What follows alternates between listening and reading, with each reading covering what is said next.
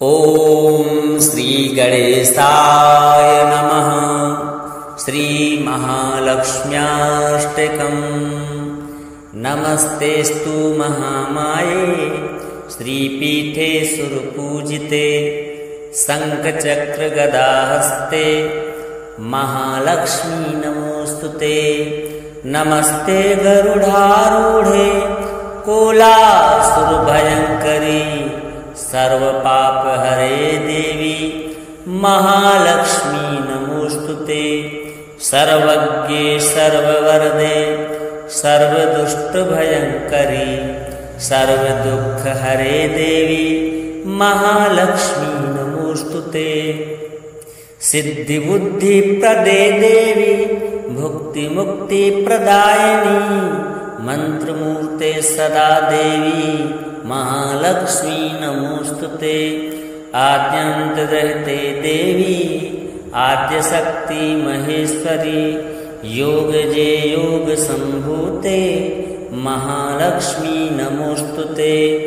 स्थूल सूक्ष्म महारौद्रे महाशक्ति महोदरे महापापहरे देवी महालक्ष्मी नमोस्तुते।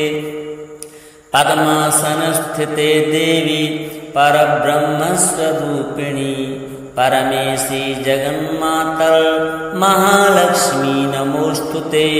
श्वेतांबरधरे देवी नानालंकारभूषिते जगत्स्थिते जगन्मातर् महालक्ष्मी नमोस्तुते। महालक्ष्म्याष्टकं स्तोत्रं यः पठेत् भक्तिमान् नरः सर्वसिद्धिमवाप्नोति राज्यं प्राप्नोति सर्वदा। एककाले पठेत् नित्यं महापापविनाशनं द्विकालं यः पठेत् नित्यं धनधान्यसमन्वितः। त्रिकालं यः पठेत् नित्यं महाशत्रुविनाशनं महालक्ष्मीर्भवेत् नित्यं प्रसन्ना वरदा शुभा। श्रीमहालक्ष्म्यार्पणमस्तु। नमस्तेस्तु महामाये श्रीपीठे सुरपूजिते शङ्खचक्रगदाहस्ते महालक्ष्मी नमोस्तुते। नमस्ते गरुडारूढे कोलासुरभयङ्करी सर्वपापहरे देवी महालक्ष्मी नमोस्तुते। सर्वज्ञे सर्ववरदे सर्वदुष्टभयङ्करी सर्वदुःखहरे देवी महालक्ष्मी नमोस्तुते। सिद्धिबुद्धिप्रदे देवी भुक्तिमुक्तिप्रदायिनी मंत्रमूर्ते सदा देवी महालक्ष्मी नमोस्तुते। आद्यन्तरहिते देवी आद्यशक्ति महेश्वरी योगजे योगसम्भूते महालक्ष्मी नमोस्तुते। स्थूल सूक्ष्म महारौद्रे महाशक्ति महोदरे महापापहरे देवी महालक्ष्मी नमोस्तुते। पद्मासनस्थिते देवी परब्रह्मस्वरूपिणी परमेशी जगन्मातर् महालक्ष्मी नमोस्तुते। श्वेतांबरधरे देवी नानालंकारभूषिते जगत्स्थिते जगन्मातर् महालक्ष्मी नमोस्तुते। महालक्ष्म्याष्टकं स्तोत्रं यः पठेत् भक्तिमान् नरः सर्वसिद्धिमवाप्नोति राज्यं प्राप्नोति सर्वदा। एककाले पठेत् नित्यं महापापविनाशनं द्विकालं यः पठेत् नित्यं धनधान्यसमन्वितः। त्रिकालं यः पठेत् नित्यं महाशत्रुविनाशनं महालक्ष्मीर्भवेत् नित्यं प्रसन्ना वरदा शुभा। श्रीमहालक्ष्म्यार्पणमस्तु। नमस्तेस्तु महामाये श्रीपीठे सुरपूजिते शङ्खचक्रगदाहस्ते महालक्ष्मी नमोऽस्तुते। नमस्ते गरुडारूढे कोलासुरभयङ्करी सर्वपापहरे देवी महालक्ष्मी नमोऽस्तुते। सर्वज्ञे सर्ववरदे सर्वदुष्टभयङ्करी सर्वदुःखहरे देवी महालक्ष्मी नमोऽस्तुते। सिद्धिबुद्धिप्रदे देवी भुक्तिमुक्तिप्रदायिनी मन्त्रमूर्ते सदा देवी महालक्ष्मी नमोऽस्तुते। आद्यन्तरहिते देवी आद्यशक्ति महेश्वरी योगजे योगसम्भूते महालक्ष्मी नमोऽस्तुते। स्थूल सूक्ष्म महारौद्रे महाशक्ति महोदरे महापापहरे देवी महालक्ष्मी नमोऽस्तुते। पद्मासनस्थिते देवी परब्रह्मस्वरूपिणी परमेशी जगन्मातर् महालक्ष्मी नमोऽस्तुते। श्वेताम्बरधरे देवी नानालङ्कारभूषिते जगत्स्थिते जगन्मातर् महालक्ष्मी नमोऽस्तुते। महालक्ष्म्याष्टकं स्तोत्रं यः पठेत् भक्तिमान् नरः सर्वसिद्धिमवाप्नोति राज्यं प्राप्नोति सर्वदा। एककाले पठेत् नित्यं महापापविनाशनं द्विकालं यः पठेत् नित्यं धनधान्यसमन्वितः त्रिकालं यः पठेत् नित्यं महाशत्रुविनाशनं महालक्ष्मीर्भवेत् नित्यं प्रसन्ना वरदा शुभा।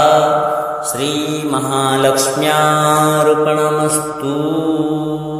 नमस्तेस्तु महामाये श्रीपीठे सुरपूजिते शङ्खचक्रगदाहस्ते महालक्ष्मी नमोऽस्तुते। नमस्ते गरुडारूढे कोलासुरभयङ्करी सर्वपापहरे देवी महालक्ष्मी नमोऽस्तुते। सर्वज्ञे सर्ववरदे सर्वदुष्टभयङ्करी सर्वदुःखहरे देवी महालक्ष्मी नमोऽस्तुते। सिद्धिबुद्धिप्रदे देवी भुक्तिमुक्तिप्रदायिनी मन्त्रमूर्ते सदा देवी महालक्ष्मी नमोऽस्तुते। आद्यन्तरहिते देवी आद्यशक्ति महेश्वरी योगजे योगसम्भूते महालक्ष्मी नमोऽस्तुते। स्थूल सूक्ष्म महारौद्रे महाशक्ति महोदरे महापापहरे देवी महालक्ष्मी नमोऽस्तुते। पद्मासनस्थिते देवी परब्रह्मस्वरूपिणी परमेशी जगन्मातर् महालक्ष्मी नमोऽस्तुते। श्वेताम्बरधरे देवी नानालङ्कारभूषिते जगत्स्थिते जगन्मातर् महालक्ष्मी नमोऽस्तुते। महालक्ष्म्याष्टकं स्तोत्रं यः पठेत् भक्तिमान् नरः सर्वसिद्धिमवाप्नोति राज्यं प्राप्नोति सर्वदा। एककाले पठेत् नित्यं महापापविनाशनं द्विकालं यः पठेत् नित्यं धनधान्यसमन्वितः त्रिकालं यः पठेत् नित्यं महाशत्रुविनाशनं महालक्ष्मीर्भवेत् नित्यं प्रसन्ना वरदा शुभा। श्रीमहालक्ष्म्यार्पणमस्तु। नमस्तेस्तु महामाये श्रीपीठे सुरपूजिते शङ्खचक्रगदाहस्ते महालक्ष्मी नमोऽस्तुते। नमस्ते गरुडारूढे कोलासुरभयङ्करी सर्वपापहरे देवी महालक्ष्मी नमोस्तुते। सर्वज्ञे सर्ववरदे सर्वदुष्टभयङ्करी सर्वदुःखहरे देवी महालक्ष्मी नमोस्तुते। सिद्धिबुद्धिप्रदे देवी भुक्तिमुक्तिप्रदायिनी मंत्रमूर्ते सदा देवी महालक्ष्मी नमोस्तुते। आद्यन्तरहिते देवी आद्यशक्ति महेश्वरी योगजे योगसम्भूते महालक्ष्मी नमोस्तुते। स्थूल सूक्ष्म महारौद्रे महाशक्ति महोदरे महापापहरे देवी महालक्ष्मी नमोस्तुते।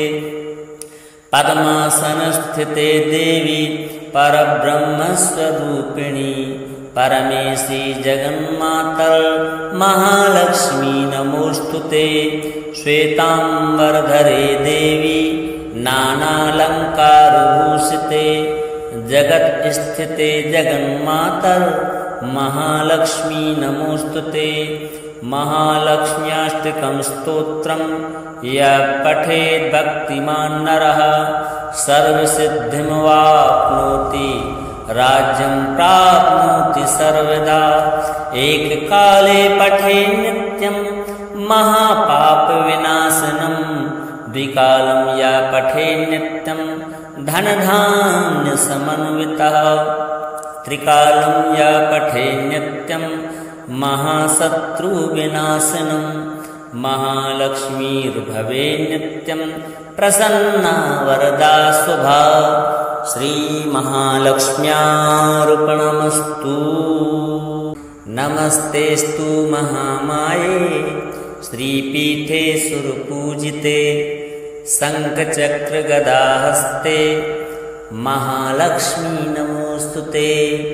नमस्ते गरुडारूढे कोलासुरभयङ्करी सर्वपापहरे देवी महालक्ष्मी नमोस्तुते। सर्वज्ञे सर्ववरदे सर्वदुष्टभयङ्करी सर्वदुःखहरे देवी महालक्ष्मी नमोस्तुते। सिद्धिबुद्धिप्रदे देवी भुक्तिमुक्तिप्रदायिनी मंत्रमूर्ते सदा देवी महालक्ष्मी नमोस्तुते। आद्यन्तरहिते देवी आद्यशक्ति महेश्वरी योगजे योगसम्भूते महालक्ष्मी नमोस्तुते। स्थूल सूक्ष्म महारौद्रे महाशक्ति महोदरे महापापहरे देवी महालक्ष्मी नमोस्तुते। पद्मासनस्थिते देवी परब्रह्मस्वरूपिणी परमेशी जगन्मातर महालक्ष्मी नमोस्तुते। श्वेतांबरधरे देवी नानालंकारभूषिते जगत स्थिते जगन्मातर महालक्ष्मी नमोस्तुते। महालक्ष्म्याष्टकं स्तोत्रं यः पठेत् भक्तिमान् नरः सर्वसिद्धिमवाप्नोति राज्यं प्राप्नोति सर्वदा। एककाले पठेत् नित्यं महापापविनाशनं द्विकालं यः पठेत् नित्यं धनधान्यसमन्वितः। त्रिकालं यः पठेत् नित्यं महाशत्रुविनाशनं महालक्ष्मीर्भवेत् नित्यं प्रसन्ना वरदा शुभा। श्रीमहालक्ष्म्यार्पणमस्तु। नमस्तेस्तु महामाये श्रीपीठे सुरपूजिते शङ्खचक्रगदाहस्ते महालक्ष्मी नमोस्तुते। नमस्ते गरुडारूढे कोलासुरभयङ्करी सर्वपापहरे देवी महालक्ष्मी नमोस्तुते। सर्वज्ञे सर्ववरदे सर्वदुष्टभयङ्करी सर्वदुःखहरे देवी महालक्ष्मी नमोस्तुते। सिद्धिबुद्धिप्रदे देवी भुक्तिमुक्तिप्रदायिनी मंत्रमूर्ते सदा देवी महालक्ष्मी नमोस्तुते। आद्यन्तरहिते देवी आद्यशक्ति महेश्वरी योगजे योग संभूते महालक्ष्मी नमोस्तुते। स्थूल सूक्ष्म महारौद्रे महाशक्ति महोदरे महापाप हरे देवी महालक्ष्मी नमोस्तुते। पद्मासनस्थिते देवी परब्रह्मस्वरूपिणी परमेशी जगन्मातर महालक्ष्मी नमोस्तुते। श्वेतांबरधरे देवी नानालंकारभूषिते जगत स्थिते जगन्मातर महालक्ष्मी नमोस्तुते। महालक्ष्म्याष्टकं स्तोत्रं यः पठेत् भक्तिमान् नरः सर्वसिद्धिमवाप्नोति राज्यं प्राप्नोति सर्वदा। एककाले पठेत् नित्यं महापापविनाशनं द्विकालं यः पठेत् नित्यं धनधान्यसमन्वितः त्रिकालं यः पठेत् नित्यं महाशत्रुविनाशनं महालक्ष्मीर्भवेत् नित्यं प्रसन्ना वरदा शुभा। श्रीमहालक्ष्म्यार्पणमस्तु।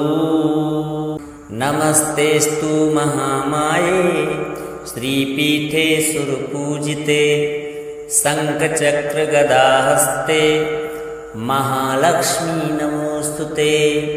नमस्ते गरुडारूढे कोलासुरभयङ्करी सर्वपापहरे देवी महालक्ष्मी नमोस्तुते।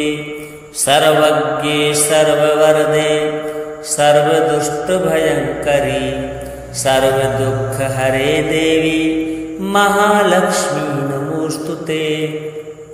सिद्धिबुद्धिप्रदे देवी भुक्तिमुक्तिप्रदायिनी मंत्रमूर्ते सदा देवी महालक्ष्मी नमोस्तुते।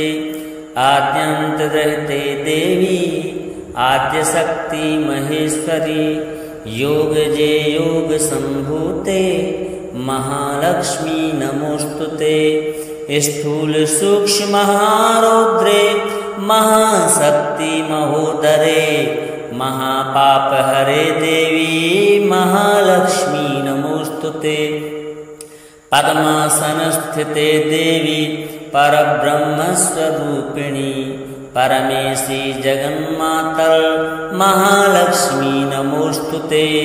श्वेतांबरधरे देवी नानालंकारभूषिते जगत स्थिते जगन्मातर महालक्ष्मी नमोस्तुते। महालक्ष्म्याष्टकं स्तोत्रं यः पठेत् भक्तिमान् नरः सर्वसिद्धिमवाप्नोति राज्यं प्राप्नोति सर्वदा। एककाले पठेत् नित्यं महापापविनाशनं द्विकालं यः पठेत् नित्यं धनधान्यसमन्वितः त्रिकालं यः पठेत् नित्यं महाशत्रुविनाशनं महालक्ष्मीर्भवेत् नित्यं प्रसन्ना वरदा शुभा। श्रीमहालक्ष्म्यार्पणमस्तु। नमस्तेस्तु महामाये श्रीपीठे सुरपूजिते शङ्खचक्रगदाहस्ते महालक्ष्मी नमोस्तुते। नमस्ते गरुडारूढे कोलासुरभयङ्करी सर्वपापहरे देवी महालक्ष्मी नमोस्तुते। सर्वज्ञे सर्ववरदे सर्वदुष्टभयङ्करी सर्वदुःखहरे देवी महालक्ष्मी नमोस्तुते। सिद्धिबुद्धिप्रदे देवी भुक्ति मुक्ति प्रदायिनी मंत्रमूर्ते सदा देवी महालक्ष्मी नमोस्तुते। आद्यंत रहते देवी आद्य शक्ति महेश्वरी योग जे योग संभूते महालक्ष्मी नमोस्तुते। स्थूल सूक्ष्म महारौद्रे महाशक्ति महोदरे महापाप हरे देवी महालक्ष्मी नमोस्तुते। पद्मासन स्थिते देवी परब्रह्मस्वरूपिणी परमेशी जगन्मातर महालक्ष्मी नमोस्तुते। श्वेतांबरधरे देवी नानालंकारभूषिते जगत स्थिते जगन्मातर महालक्ष्मी नमोस्तुते। महालक्ष्म्याष्टकं स्तोत्रं यः पठेत् भक्तिमान् नरः सर्वसिद्धिमवाप्नोति राज्यं प्राप्नोति सर्वदा। एककाले पठेत् नित्यं महापापविनाशनं द्विकालं यः पठेत् नित्यं धनधान्यसमन्वितः त्रिकालं यः पठेत् नित्यं महाशत्रुविनाशनं महालक्ष्मीर्भवेत् नित्यं प्रसन्ना वरदा शुभा। श्रीमहालक्ष्म्यार्पणमस्तु। नमस्तेस्तु महामाये श्रीपीठे सुरपूजिते शङ्खचक्रगदाहस्ते महालक्ष्मी नमोस्तुते। नमस्ते गरुडारूढे कोलासुरभयङ्करी सर्वपापहरे देवी महालक्ष्मी नमोस्तुते। सर्वज्ञे सर्ववरदे सर्वदुष्टभयङ्करी सर्वदुःखहरे देवी महालक्ष्मी नमोस्तुते। सिद्धिबुद्धिप्रदे देवी भुक्तिमुक्ति प्रदायिनी मंत्रमूर्ते सदा देवी महालक्ष्मी नमोस्तुते। आद्यंत रहते देवी आद्य शक्ति महेश्वरी योग जे योग संभूते महालक्ष्मी नमोस्तुते। स्थूल सूक्ष्म महारौद्रे महाशक्ति महोदरे महापाप हरे देवी महालक्ष्मी नमोस्तुते। पद्मासन स्थिते देवी परब्रह्मस्वरूपिणी परमेशी जगन्मातर महालक्ष्मी नमोस्तुते। श्वेतांबरधरे देवी नानालंकारभूषिते जगत स्थिते जगन्मातर महालक्ष्मी नमोस्तुते। महालक्ष्म्याष्टकं स्तोत्रं यः पठेत् भक्तिमान् नरः सर्वसिद्धिमवाप्नोति राज्यं प्राप्नोति सर्वदा। एककाले पठेत् नित्यं महापापविनाशनं द्विकालं यः पठेत् नित्यं धनधान्यसमन्वितः त्रिकालं यः पठेत् नित्यं महाशत्रुविनाशनं महालक्ष्मीर्भवेत् नित्यं प्रसन्ना वरदा शुभा। श्रीमहालक्ष्म्यार्पणमस्तु। नमस्तेस्तु महामाये श्रीपीठे सुरपूजिते शङ्खचक्रगदाहस्ते महालक्ष्मी नमोस्तुते। नमस्ते गरुडारूढे कोलासुरभयङ्करी सर्वपापहरे देवी महालक्ष्मी नमोस्तुते। सर्वज्ञे सर्ववरदे सर्वदुष्टभयङ्करी सर्वदुःखहरे देवी महालक्ष्मी नमोस्तुते। सिद्धिबुद्धिप्रदे देवी भुक्तिमुक्ति प्रदायिनी मंत्रमूर्ते सदा देवी महालक्ष्मी नमोस्तुते। आद्यंत रहते देवी आद्यशक्ति महेश्वरी योगजे योगसम्भूते महालक्ष्मी नमोस्तुते स्थूल सूक्ष्म महारौद्रे महाशक्ति महोदरे महापापहरे देवी महालक्ष्मी नमोस्तुते पद्मासनस्थिते देवी परब्रह्मस्वरूपिणी परमेशी जगन्मातर् महालक्ष्मी नमोस्तुते श्वेतांबरधरे देवी नानालंकारभूषिते जगत् स्थिते जगन्मातर् महालक्ष्मी नमोस्तुते महालक्ष्म्याष्टकं स्तोत्रं यः पठेत् भक्तिमान् नरः सर्वसिद्धिमवाप्नोति राज्यं प्राप्नोति सर्वदा एककाले पठेत् नित्यं महापापविनाशनं द्विकालं यः पठेत् नित्यं धनधान्यसमन्वितः त्रिकालं यः पठेत् नित्यं महाशत्रुविनाशनं महालक्ष्मीर्भवेत् नित्यं प्रसन्ना वरदा शुभा श्रीमहालक्ष्म्यार्पणमस्तु।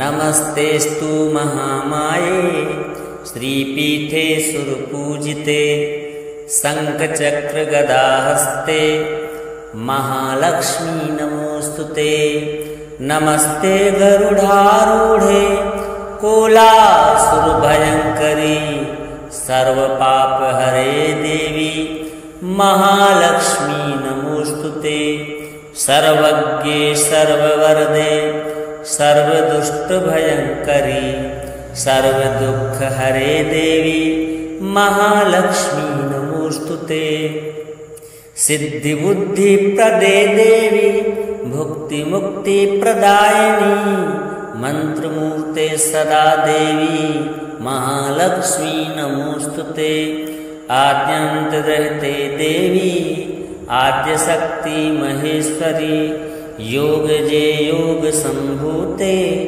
महालक्ष्मी नमोस्तुते स्थूल सूक्ष्म महारौद्रे महाशक्ति महोदरे महापापहरे देवी महालक्ष्मी नमोस्तुते पद्मासनस्थिते देवी परब्रह्मस्वरूपिणी परमेशी जगन्मातर् महालक्ष्मी नमोस्तुते श्वेतांबरधरे देवी नानालंकारभूषिते जगत् स्थिते जगन्मातर् महालक्ष्मी नमोस्तुते महालक्ष्म्याष्टकं स्तोत्रं यः पठेत् भक्तिमान् नरः सर्वसिद्धिमवाप्नोति राज्यं प्राप्नोति सर्वदा एककाले पठेत् नित्यं महापापविनाशनं द्विकालं यः पठेत् नित्यं